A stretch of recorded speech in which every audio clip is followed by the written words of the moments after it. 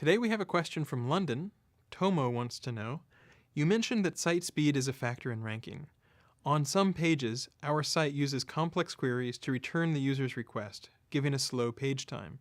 Should we not allow Googlebot to index these pages to improve our overall site speed? Really interesting question. I would say in general, I would let Googlebot crawl the same pages that users see. The rule of thumb is this.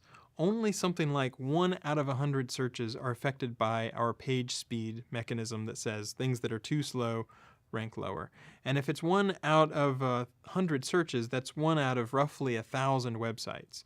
So if you really think that you might be in the 1 out of 1,000 that you're the slowest, then maybe that's something to consider.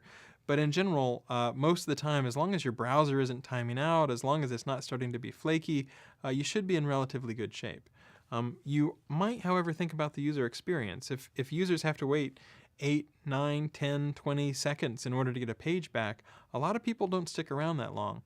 So there's a lot of people that will do things like cache results and then compute them on the fly later, and you can fold in the new results. But if it's at all possible to pre-compute the results or cache them or do some sort of way to speed things up, that's great for users.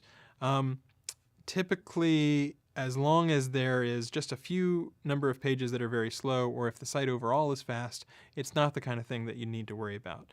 So you might want to pay attention to making it faster just for the user experience, but it sounds like I wouldn't necessarily block those slower pages out from Googlebot, unless you're worried that you're in one of those 1 out of 1,000 where you're really the outlier in terms of not being the fastest possible site.